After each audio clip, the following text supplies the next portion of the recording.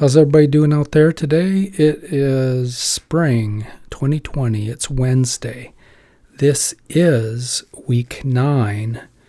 We are almost done with dermatology. One more lecture after this. Let's go.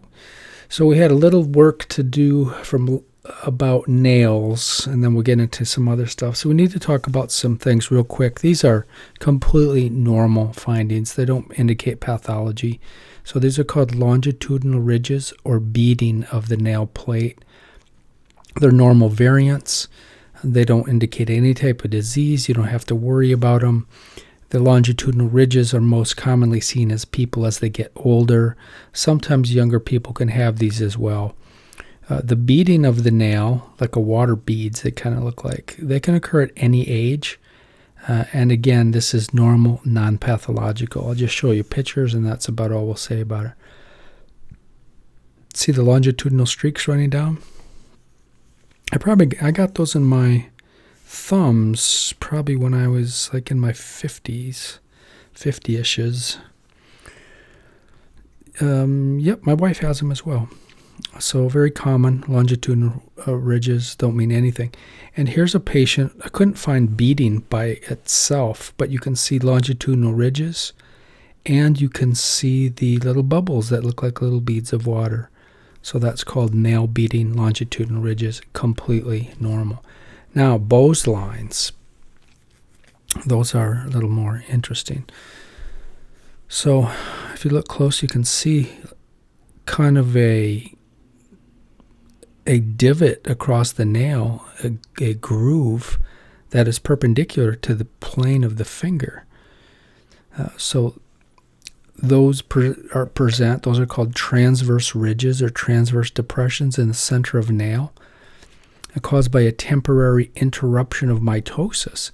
So remember we've talked about how the nail matrix causes cells to grow, onychocytes to grow forward, just like kind of the skin, only they grow forward, these hard cells. But if you have a really bad stress or a whole bunch of other conditions, it can stun the nail matrix cells and make them upset, and they don't produce any onychocytes anymore. And your nail stops. It has a region where no cells were produced. And then it wakes up and keeps going, and then you have normal tissue again. And so this, in another 2 weeks, this line will be here. Another 2 weeks, it'll be here. It moves distally as the matrix. If you have another stress, you might have another one of them. Okay, so it's an interruption of mitosis, and we'll look at some of the causes of this. The wider and the longer the disruption, or the deeper, means the more complete the disruption was, or maybe the more serious the injury was. Typically show up about 1 to 2 weeks after a causative event. So if you have some major stress, they won't show up today or the next day. Take a week or two.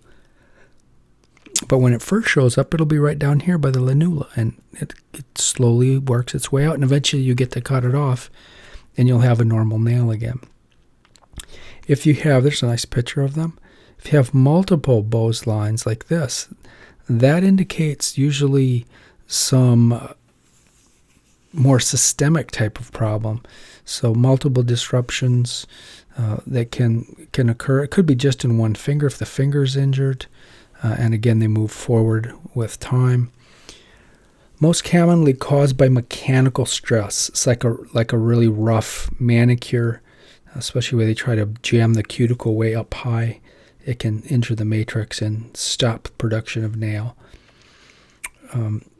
Some diseases, like the eczema, diseases that cause eczema, like psoriasis, they're more common with these dermatological types of disease. I'm going to make a note here. I could need to split that. That's confusing. 8.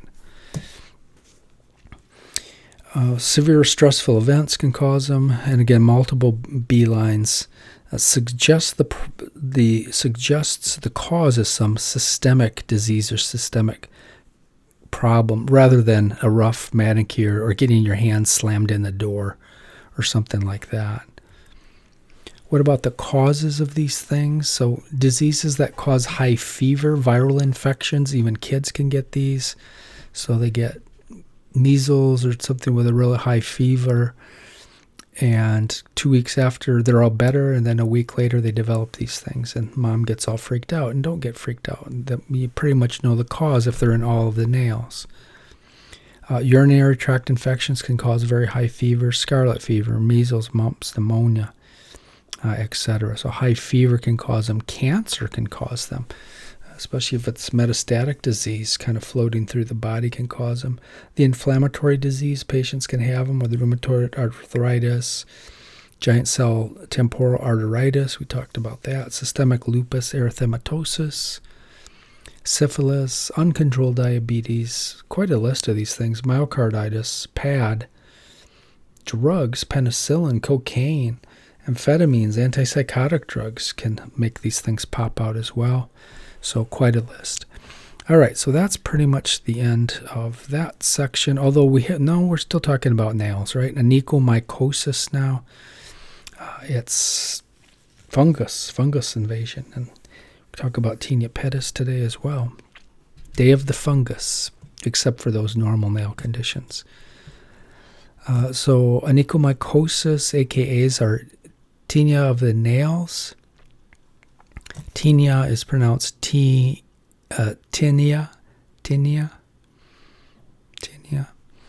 Unguium is another one. Tinea unguium.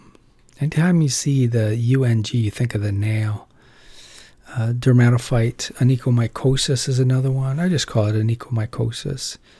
It's just kind of, what do the Beatles call it? Toe jam, football. Just a nasty growth underneath the nails. So what is it? It's a fungal infection of the nail plate and the superficial part of the nail bed as well. Usually affects the toes usually in shoes, so that's a little warmer in that area. Can 50% of the time hits the fingernails as well.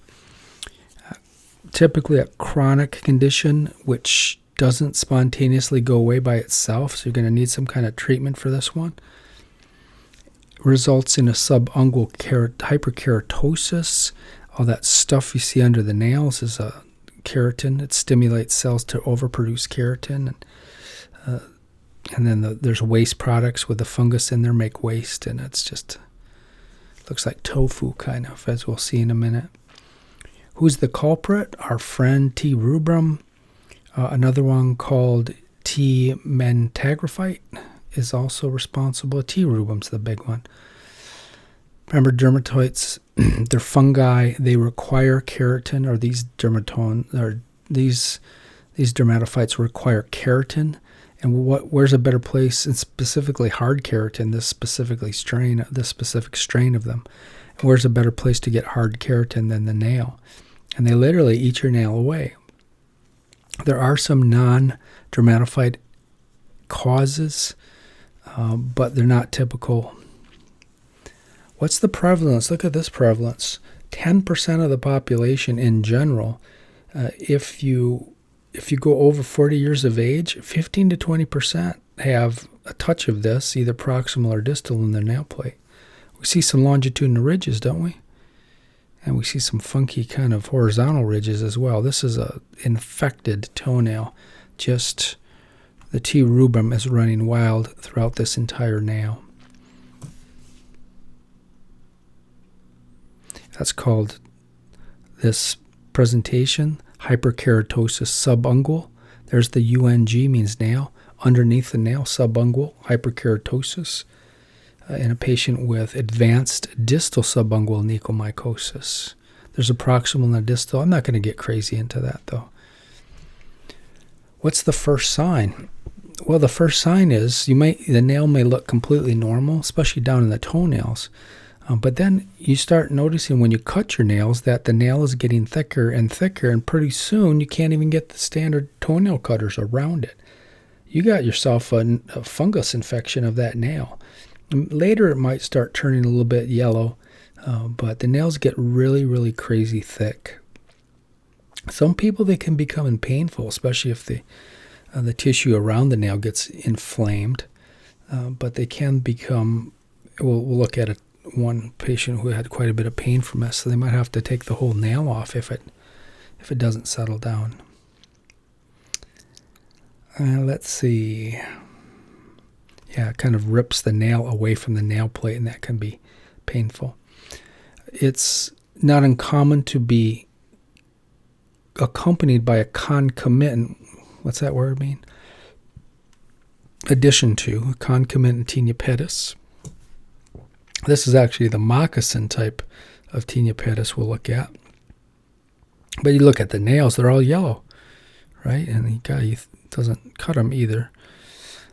But yeah, they're all yellow. They're filled with T. rubrum, right? So this guy's got a toenail fungal infection and a foot fungal infection, Tinea Pedis, and onychomycosis. How about differential diagnosis? There are other things that can kind of look like this. Psoriasis of the nails can look a little bit similar to this, although you look for the pits and you can tell them apart quite nicely. I think we've talked about that before. Reiter syndrome, irritant dermatitis, trauma. You get somebody step on your toe, it can start getting hypertrophic change, and it looks similar to this without being an infection. So this one, I mean, it looks like a distal subungual onychomycosis, where in distal means that the fungus invades the distal part of the nail. It gets right under the kind of the hyponychium underneath the nail in the skin. But this gives it away. See the pits in here? This is not. This is a psoriatic nail from psoriasis. Probably has nail changes or bone changes underneath. Remember, pencil in the cup.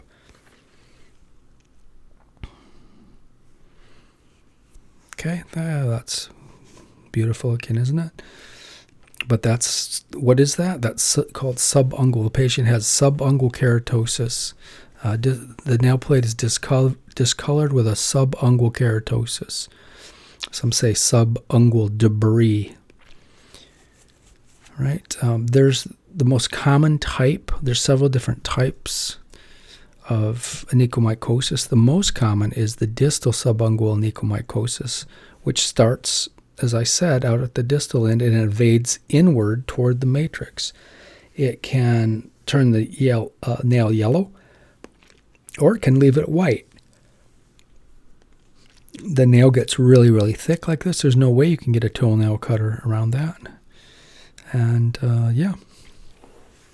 And it doesn't, for distal subungual onychomycosis, it doesn't have to always start out here at the hyponychium. It can start on the lateral portion. This is still considered distal subungual onychomycosis. Proximal starts right here in this region. Okay, but distal includes the lateral part of the nail by the nail fold here. The bug is usually T. rubrum that causes this. And yeah, I think I said. Remember, I probably forgot these words, but remember the parts here. Underneath, this is the hyponychium underneath here. That's where distal starts. Distal subungual onychomycosis starts under there. And the eponychium is back this way. And yeah, that's all. Then the lateral folds are here and here. Some people call that the perinechium.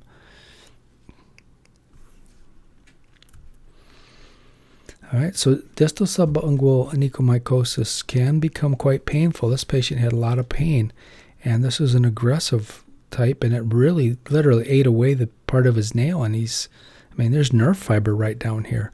Remember, the epidermis in this region is very thin. It's only a couple layers, so it's not like the dermis that you have on your skin. This is a lifelong problem. This is not going to spontaneously go away. You can fight it. We'll look at some of the meds to take that on. Now, what do you think this one is? This is a proximal subungual onychomycosis, and you can see this is not, well, I guess it's a little yellowish, but this one started back here, and it's moving forward. This one is almost completely eaten the toenail away. Now these ones, you can see a little bit of red discoloration around here. So these are really common with secondary infections. So the secondary infection anywhere around the nail plate is called paronychia. Paronychia means an inflammation of the skin around the nail plate. Got it? Paronychia. And specifically when it gets red, that's a cellulitis. It can develop an abscess, then you can have a cellulitis and an abscess. And there's a chronic paronychia and an acute paronychia. You pull a hangnail. You ever pull a hangnail and it gets a little red there? You just got yourself a paronychia because of that. But we won't get into that much. I think there's a gross picture, so hang on there. Yeah, there is. Acute paronychia. So this is an example. They had a manicure. The manicurist. They did a manicure because that looks very manicured. The cuticle is smashed all back in there. But they had a hangnail, and the manicurist ripped off the hangnail, and you know how that goes, right? It always seems to go deeper and deeper, make it bleed, and you got an infection of it. So that's called acute paronychia. Specifically, the patient has cellulitis and even an abscess. That looks pretty gross, right? Draining. All right, let's talk about some of the treatment for onychomycosis. This one is very difficult to treat. Unlike athlete's foot, which is more amenable to treatment, this one is really tough to treat. The over-the-counter medications are not going to do it for this. You're going to have to go prescription. One thing you can do, unlike that one guy we saw, you have to debris the tissue. As this nail grows out, you need to keep debrising it because this tissue, these fungi, these T. rubrum in here will just start burrowing down into the tissue. So you want to try to keep it as debris as possible. You notice the special cutters that you have to have. Regular toenail cutters don't work on these anymore. But yeah, debridement is the key. Recommend at least the first couple sessions have a professional teach you how to do this. And then prescription medication. By far the king is one called terbinafine. It is the most, if used in a pulse-dosed method for about 3 months, you get a decent chance of knocking this thing down, making some good improvement of it. There are some other ones out there that have promise, but terbinafine is still pretty much the king. So there's a study on it right there. It works pretty good. Why is it so difficult to treat this? How come athlete's foot works so well? Well, the nail plate is just like the disc, right? The nucleus pulposus of the disc. And the stratum corneum of the nail bed, they're avascular. So we can't get the troops in there to fight the bug. You put that T. rubrum inside your blood or deeper down into the dermis where your body's immune system can see it. Your body's immune system will attack it. But where it lives now, it's avascular, so there's nothing to really attack it, so it just kind of goes wild. It's easy to get medication on it, though, because remember we said kind of counterintuitively that the nail plate is more porous than the nail or than the skin. Like water will go through your nail more than it will your skin. Your skin is more repellent to water than your nail plate, and so medicines sink into it pretty good. But it's still really difficult to completely snuff out. Here's the other subtypes. We talked about distal and proximal subungual onychomycosis. There's a candida, one caused by Candida albicans, and there's a superficial white onychomycosis. I think we don't need to go that deep into these things. Now, there are some risk factors. If you're a young person and all of a sudden you start getting onychomycosis and your mom and dad didn't have it, you got to start thinking, what the heck? Something might be wrong. And this is associated with other conditions. So anything that decreases immune system function increases the chance of this getting hold and growing. Increasing age decreases your immune system, right? That's why the old folks are more risk for COVID disease because their immune systems just naturally don't work as good. Diabetics' immune systems are shot. I didn't even immunocompromised people who've had heart transplant, kidney transplant. They're on immunosuppressant drugs, HIV. Those people are at risk. People who wear really tight shoes all the time, it's always super hot down inside your foot. That's going to increase the chances. The hotter it is, better the chance of a dermatophyte infection will be. People with peripheral arterial disease, kind of like diabetes, the pipes are clogged with atherosclerosis. The pipes are scarred up from over sugar production, which is scarred up the tunica media. So both of these cause, especially the toes and the fingers, not to have the greatest blood supply. If you don't have a great blood supply, then you're really susceptible to bugs. Transmission. So direct contact with the dermatophyte will do the trick. So it could be on clothes. The common way is nail clippings. People who just clip their nails and the nails go flying all over. If they got T. rubrum in there and they just send it across the room, it can be picked up by someone else walking in that same room. The longevity, the spores of these dermatophytes can also pass it, and these spores have been found to live up to 5 years in carpet, and some research on that. So, yeah, so wash those feet, Tide commercial, wash those feet.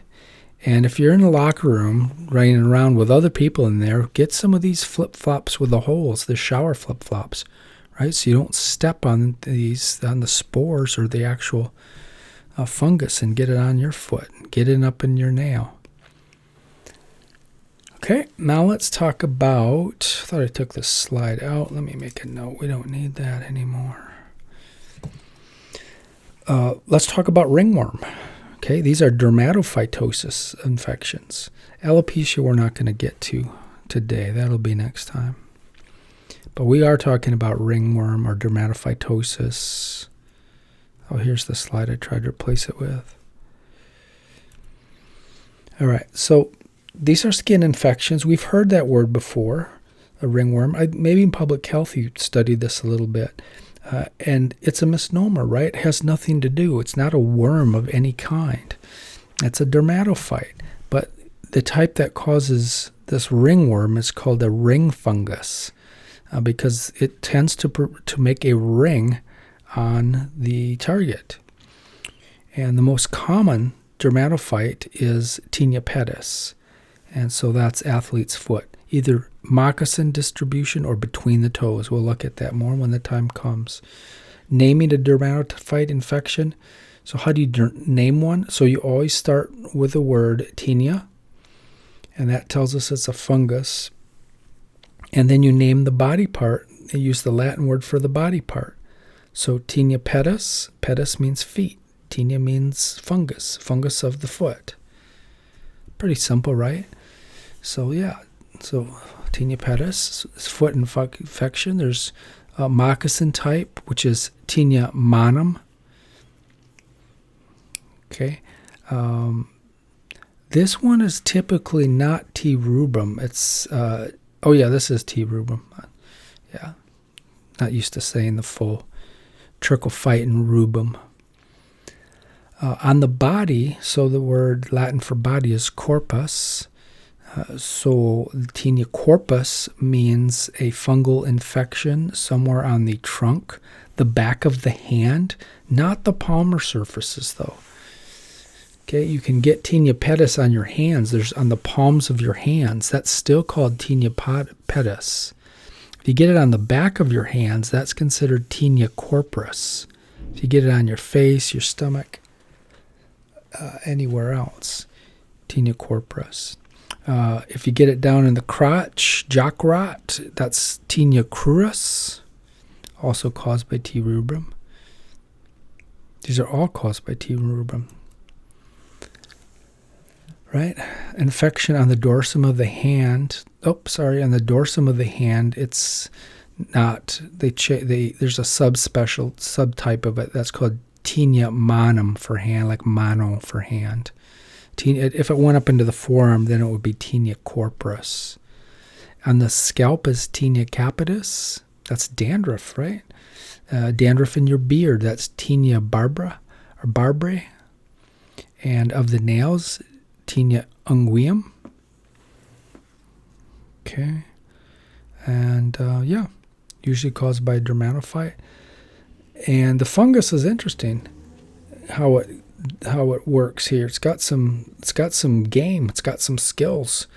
So the fungus is actually able to go through the stratum corneum. Remember, that's a pretty rock hard layer. Flat dead cell with tons of keratin. It can go right through there, and it can set up shop and live beneath the stratum corneum. So in the epidermis, it can live. And how does it get through that hard keratin? The stratum corneum, you may wonder. It produces an enzyme called keratinase, which can destroy keratin, and it can burrow in there and hang out. The fungus also, if it gets down deep, like stratum basale, where a couple of immune cells are hanging out, it does release some immunoinhibitors that we won't get into, but these can fight the fight off the neutrophils that are coming into the area, and kind of fight your body's immune system. T. rubrum can decrease the spread. T. rubrum can also decrease the speed of the basal cell production of keratinocytes. Remember, basal cells divide by mitosis, and they create a new keratinocyte, and that keratinocyte is pushed up until it becomes a corneal site in the top. But it's somehow, we don't know the mechanism of this, but it can slow down the basal cells. So instead of turning over, instead of the keratinocytes pushing up every 25 days or so, they push up every 65 days or so. And that way, if things are slow, if your keratinocytes are cranking out new cells, then it's going to be hard.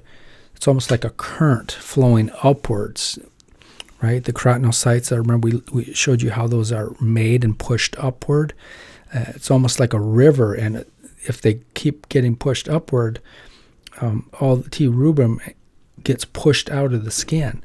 And so they found a way to actually slow down the rate of mitosis, which is quite amazing. All right, Tinea Pedis, back to this. So this is athlete's foot. It's a dermatophyte infection, which is isolated to either the soles of the feet or the palms, or the soles or the palms. It can also be on the side of the feet and hands.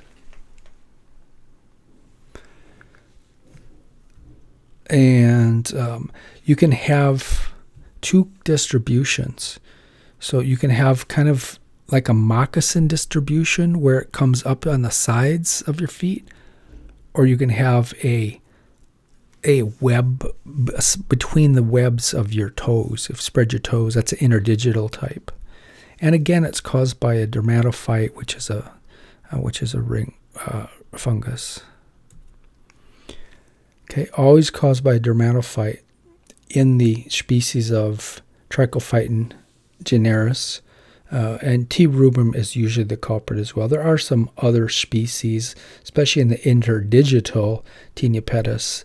The T. interdigitale can do it as well. T. rubrum can still do it as well, but then we got all those other species. Okay, there are some non-dermophytes that can cause this as well, like Candida, but it's pretty darn rare. It's almost always it's almost always fungus that causes this. And it's not unusual for, as we said before, if you have Tinea Pedis, it's not unusual for you to have Tinea manum on the back of your hand, or Tinea cruis kind of in the in the crotch area. So it is the most common dermatophyte infection in the human, is athlete's foot or Tinea Pedis, even more than the fungus of the nails, Tinea unguium. Fairly uncommon in females and children. A warm environment and lack of sebaceous glands on the soles of the foot. That's because if you have sweat, right, that discourages bugs from burrowing in. If you have a flow of sweat coming out, and the sweat can kill because it's salty and it's got some factors in it that can kill things. But there's no sebaceous glands on glabrous skin, so that's one reason for its occurrence there. Less common in people who don't wear shoes, because your feet aren't very hot all the time if you don't wear shoes. Closer you are to the equator, the more likely it's to happen, especially if you wear shoes. Two major presentations, I think we said this. Moccasin, so the distribution is on the bottom of the foot or the hands and the sides, kind of like you're wearing a moccasin, usually T. rubrum. Interdigitally, or the interdigital type, is between the toes. They each have their unique set of complications. Some can give rise to blisters and get infected, and I took all those slides out. That was getting too deep into this stuff. Let's look at, I think we actually looked at this guy before. So this is the classic moccasin pattern, a moccasin Tinea Pedis, this one's called, where you have it on the bottom of your feet and you have it on the side like a moccasin. Remember, moccasins are really bedroom slippers. They come up on the side like this, but no higher. So that's where it got the name moccasin. Here is Tinea Pedis with concomitant Tinea corporis. See, isn't that interesting that if it gets on the back of your hand, it's got a name, Tinea manuum, but if it gets on the back of your foot, it doesn't. That Tinea manuum is relatively new to my understanding. You could probably still call it Tinea manuum or Tinea corporis on the back of your hand. But if it's on the back of your foot, it's Tinea corporis. And you can see, so the interdigital, you can't really see the between the feet that well, but it did spread out. And yeah, one thing about Tinea Pedis, it has this, how you can tell it's a ringworm. It's got this active border, and I don't know, I had slides on it, and I'm not sure where they went. I changed these so much every quarter, I probably cut them out, and who knows where they are. But the active border is part of the key of telling that it's some type of ringworm infection or tinea infection. That's called the active border. Here is the interdigital presentation of Tinea Pedis. Probably had that. I've had that back in the day before. Hurts when it splits. Sometimes it splits. Those affected tend to have a genetic susceptibility. Mom and dad maybe had these things. Those who are immunocompromised are definitely at risk. And there's many different presentations, so it's hard to just tell for sure. If it's really bad, you need to have a sample taken so they can find out exactly who the bug is. Just looking under a microscope, you have to grow it in a petri dish. We said it can be walked up by walking barefoot in showers or around the house if your significant other has this stuff. I always throw this in here, kind of myths. When I went to school back in the day, we always had to wear these white socks. They're mandatory for football, wrestling. You had to wear these in the locker room at all times back in the 70s, and part of the myth was that the white color would prevent the spread of, or prevent you from catching athlete's foot, and that's a complete joke. So maybe that's why they're not as popular anymore. There's this weird presentation.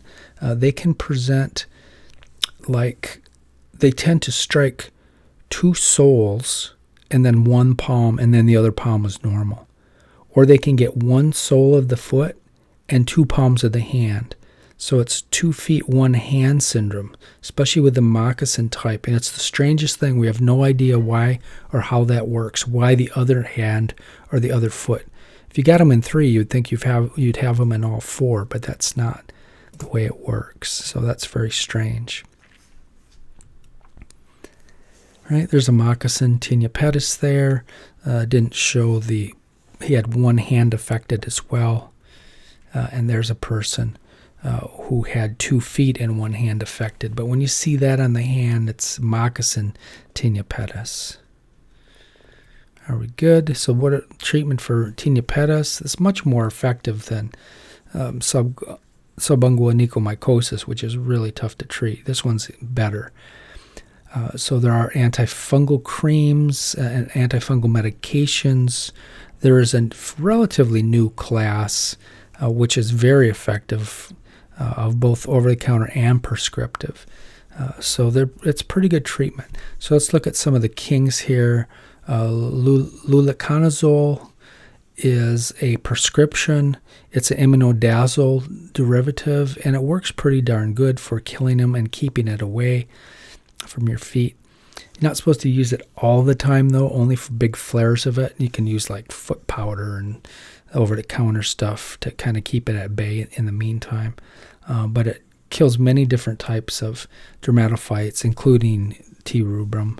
You can use it for jock itch, Tinea corporis on the body, on the scalp you can rub it in, so it's pretty good.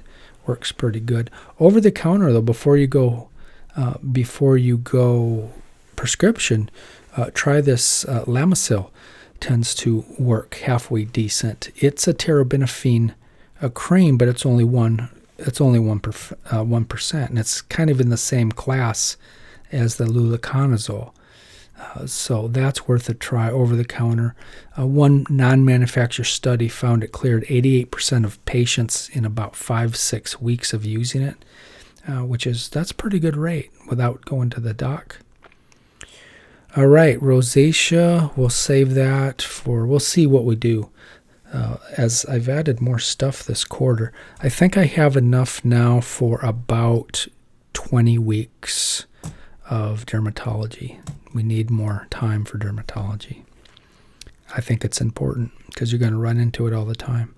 All right, see you guys later.